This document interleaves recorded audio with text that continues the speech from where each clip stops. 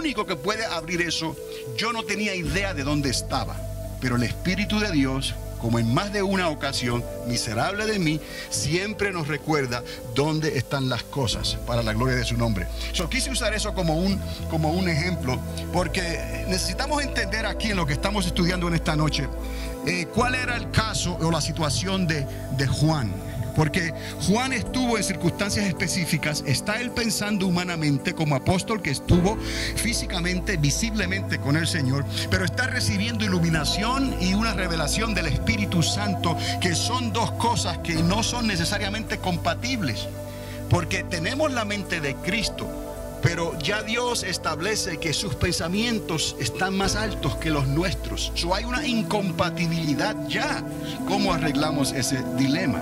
Bueno, Dios nos muestra que el desenlace de la última semana escrita en los libros de Daniel y Apocalipsis ocurriría en los límites del antiguo imperio romano. Y eso ya lo vimos en los estudios anteriores.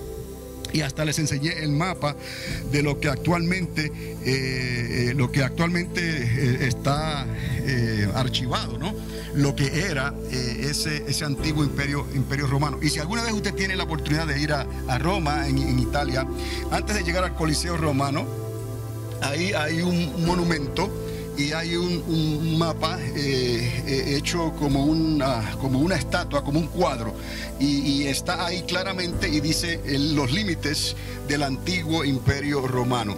Y es algo muy interesante, pero eso usted lo puede ver en una foto, en un libro, o con el mapa que yo le enseñé aquí en los estudios. Ahora, Dios nos muestra que el desenlace de la última semana, la semana 70, ocurriría en los límites del antiguo imperio romano, y que también la tierra hermosa, y ya sabe, cuando hablamos de la tierra hermosa, ya no hay ambigüedad, ahí es claro, está hablando de quién, de Israel, y su ciudad santa, Jerusalén, serían parte de estos eventos. Ya que Roma fue la principal capital de aquel imperio, ¿podría existir alguna relación entre Jerusalén y Roma? Y un sistema económico global greco-romano enmascarado en Babel. Cuando hablo y menciono aquí Babel, estoy hablando de Babilonia, pero recuerde que Juan está mencionando a Babel, a Babilonia. Está comparando con la gran ramera. Está hablando un lenguaje que él quiere decir algo, pero tal vez está cuidando de cómo decirlo por las circunstancias en que se encontraba Juan en la isla de Patmos. ¿Bajo qué emperador romano en esos momentos? Pero era Juan en un intento de no delatar a los cristianos, o era el Espíritu Santo dándole instrucciones específicas a Juan de que lo tenía que escribir así, ambiguamente, o lo estaba dejando, le estaba permitiendo que Juan escribiera ambiguamente, porque había sí un cierto peligro para los cristianos de aquel entonces. Bueno, esas son preguntas que nos podemos hacer y que tienen una respuesta, y que merece la atención de cualquier persona seria que quiera entender lo que estaba ocurriendo en el libro de Apocalipsis y cómo eso nos afecta a nosotros hoy en día. Entonces, ya que Roma fue la principal capital de aquel imperio, ¿podría existir alguna relación entre Jerusalén y Roma y un sistema económico global greco-romano enmascarado en Babel? ¿Tendría Juan que preocuparse por Domiciano, o quiso Dios hablar ambiguamente? Domiciano viene a ser aquel emperador romano que estaba ejerciendo en el imperio durante el tiempo en que Juan, por causa de su fe, fue desterrado a la isla de Patmos. Para el tiempo de la crucifixión, si damos un poquito atrás en el tiempo, Tiberio ejercía como emperador, y luego vendrían los años terribles de crueldad y persecución bajo Calígula y más adelante Nerón. Juan estuvo en Patmos exiliado a causa de su fe bajo el término de Domiciano, como les dije, en el año 96 más o menos de nuestra era. Quien fuera comparado con esos dos terribles emperadores, o históricamente hablando, aunque algunos debaten por qué escribieron de esa forma, comparan a Domiciano con Calígula y con Nerón, que fueron emperadores crueles y terribles y que fueron despiadados en contra del cristianismo. ¿Por qué? qué? Porque se denominaban dioses. Calígula fue uno de esos que, estando en vida, se denominó él mismo como si fuera un dios. Entonces, cuando se denominaban dioses, normalmente lo hacían después de que morían.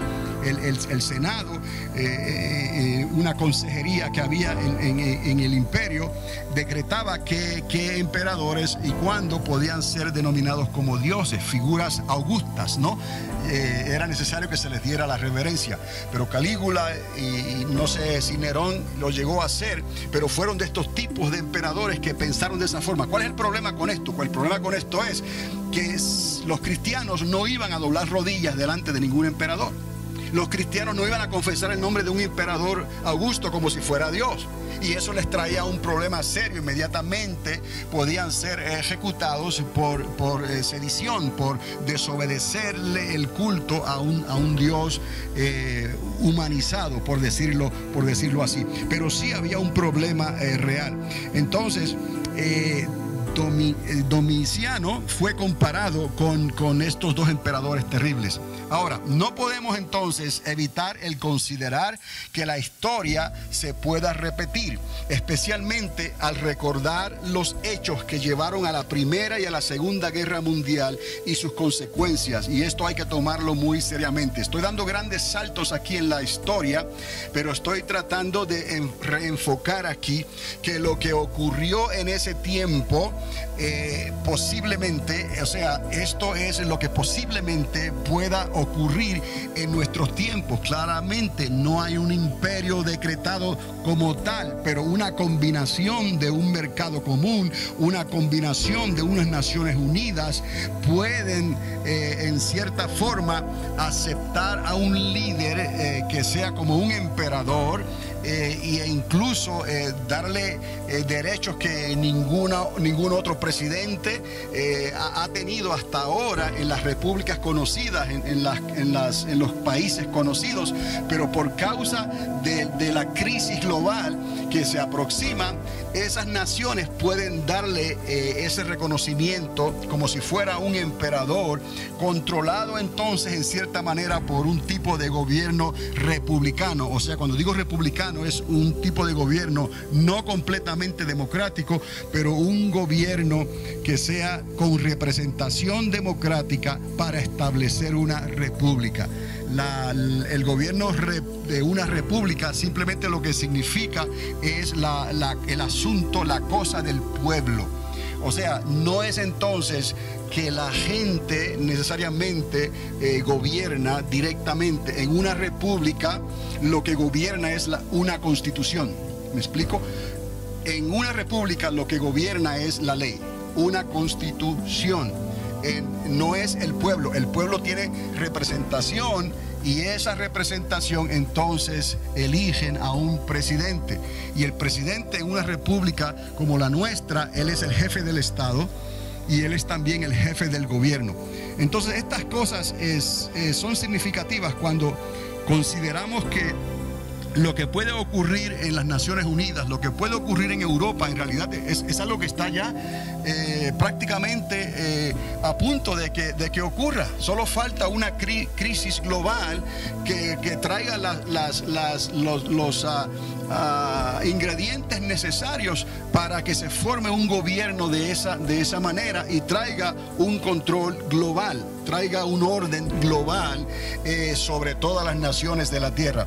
Entonces, aunque parece que estoy dando saltos grandes aquí en la historia, quiero que se enfoquen en lo que ocurrió entonces cuando esa cuarta bestia comenzó a manifestarse como tal con el imperio romano hasta nuestros días, y cómo se ha determinado que en la misma región, en los mismos límites territoriales del antiguo imperio romano, esa misma región, de ahí va a resurgir este tipo de gobierno global que va a tratar de cambiar los tiempos y la ley. Y aquí tendremos que ver entonces cierta similitud, cierto parecido entre por qué nuestro Señor Jesucristo, el Mesías de Israel, nació precisamente en el comienzo del imperio romano, porque eso tiene una historia larga. O sea, no era una república romana. Anteriormente era una monarquía romana. Y hace un tiempo atrás les mencioné un poquito la leyenda de Rómulo y Remo, esos dos gemelos cuates, ¿no? Que fueron los que establecieron a Roma como tal hace 800, casi 800 años antes de la era de Jesucristo, cuando Eliseo y Elías el Tisbita estaban ellos corriendo por el desierto. Rómulo y Remo estaban estableciendo la ciudad de Roma. Y es una leyenda, es una historia larga, porque eso trae lo que ocurrió en la guerra de Troya, ese famoso caballo de Troya, esa mitología griega, desde lo que pasó en Troya. Desde ahí entonces se dirigieron hacia lo que se conoce como Italia hoy en día, y ahí en Italia fue que luego de unos cuantos siglos nació Rómulo y Remo, y una loba supuestamente los amamantó hasta que fueron rescatados, y Rómulo estableció la ciudad de Roma. Estamos hablando de muchísimos años atrás, y luego fue una monarquía. Y en el séptimo rey de esa monarquía, y vuelvo otra vez a relucir aquí al número 7, en el séptimo rey de esa monarquía ocurrió algo que terminó con esa monarquía, y ahí comenzó la República Romana, hasta los días en que ese famoso Julio César fue asesinado. Y de ahí entonces, en el año 27 antes de Cristo, comenzó el Imperio Romano. Les estoy dando estos datos a rasgos largos de la historia, porque tienen un sentido en todo lo que está pasando, para nosotros poder entender qué es lo que se está cocinando allá en el Medio Oriente, en el Cercano Oriente, en el Lejano Oriente. ¿Qué es lo que está ocurriendo con Israel? ¿Qué es lo que está ocurriendo en las Naciones Unidas?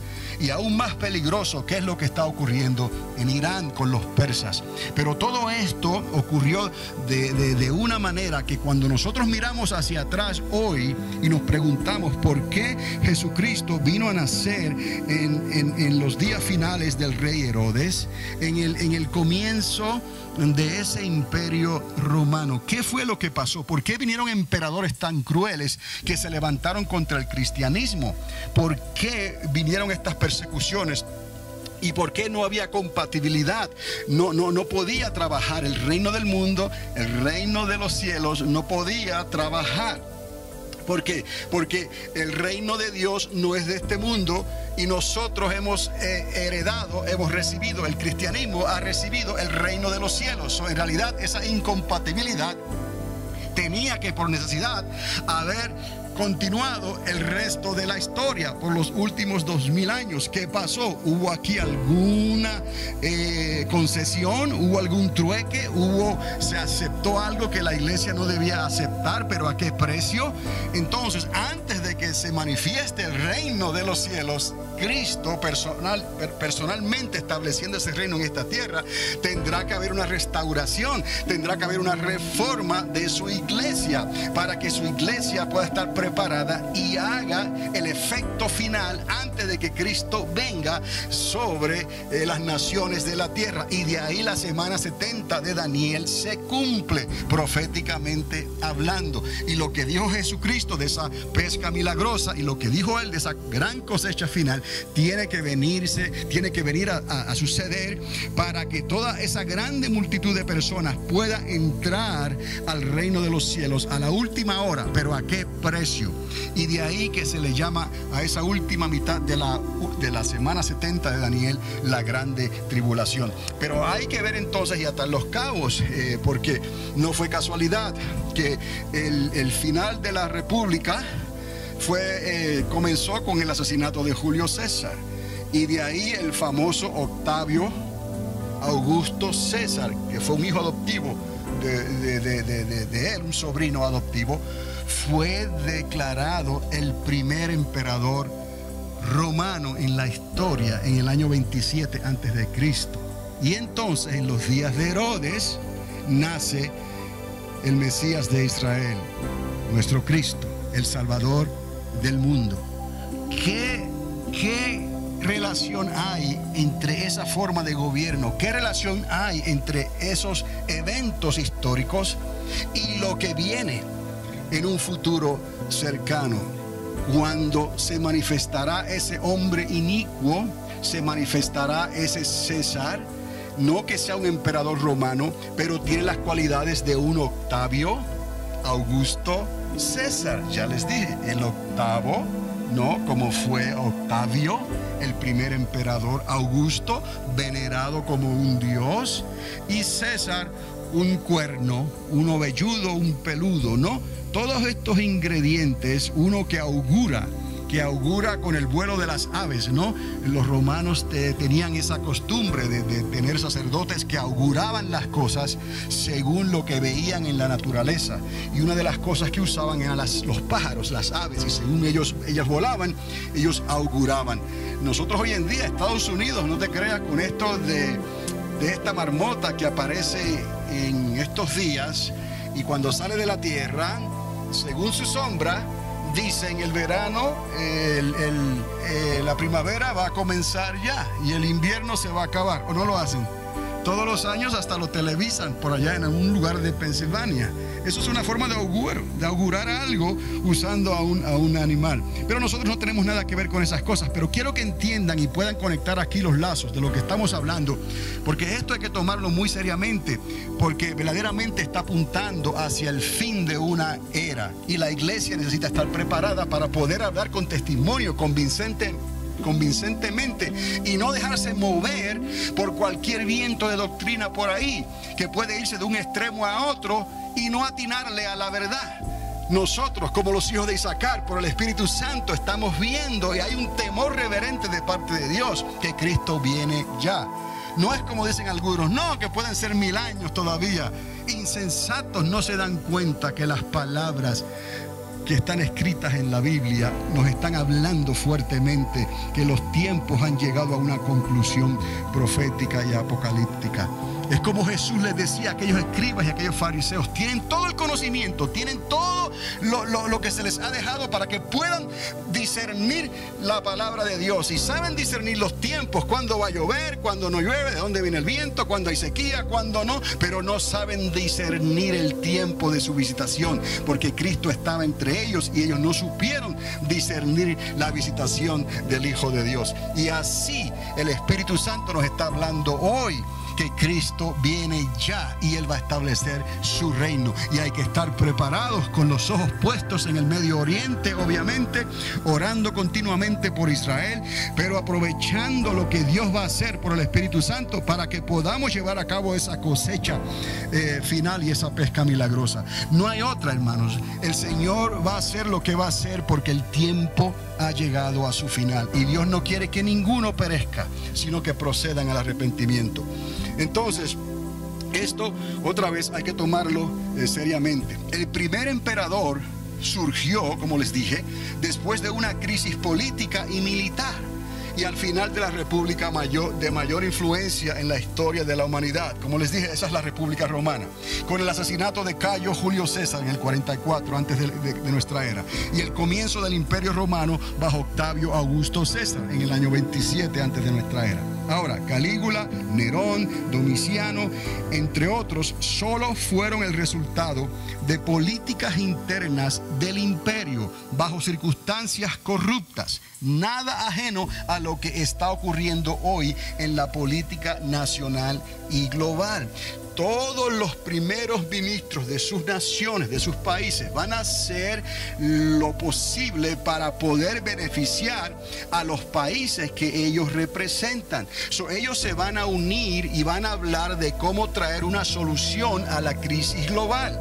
Eso es muy humano. Estados Unidos ya se ha dado cuenta que necesita tomar parte en lo que está ocurriendo en Europa, y por eso tenemos un presidente que está muy abierto a participar con lo que está ocurriendo en Europa, y lo catalogan quizás ya como una persona que no es tan americano, como se dice, como lo que tipificó Ronald Reagan, por ejemplo, lo que han tipificado otros presidentes que abiertamente han demostrado una fidelidad por la mentalidad americana, por la forma en que América se desarrolló y por la forma en que América operó hasta los días, digamos, algunos 20, 30 o 40 años atrás. Todas esas cosas fueron cambiando y el sentido de América, americanos, fue evolucionando y fue cambiando. Hoy tenemos un presidente que ya él no piensa tan americanamente. Él es americano, supuestamente nació en Hawái, pero no es lo mismo ya. Es una persona muy abierta, es una persona que considera el comercio libre con México, es una persona que considera el comercio libre con Canadá. Es una persona que considera el comercio libre con el resto de las naciones de la tierra, que considera lo que está pasando en Europa y lo que está pasando en Francia, lo que está pasando en Inglaterra, en Grecia y en las naciones de la tierra. Presidentes anteriores se preocupaban más por lo que estaba ocurriendo aquí en nuestro patio, en ese americanismo personal. Obviamente esto ha sido una evolución en los tiempos, ¿no? Una evolución en la sociedad, y no creo que podamos regresar atrás. Los que piensan de esa manera, yo pienso que están pensando ilusoriamente. Ya América no será lo que era antes, y más aún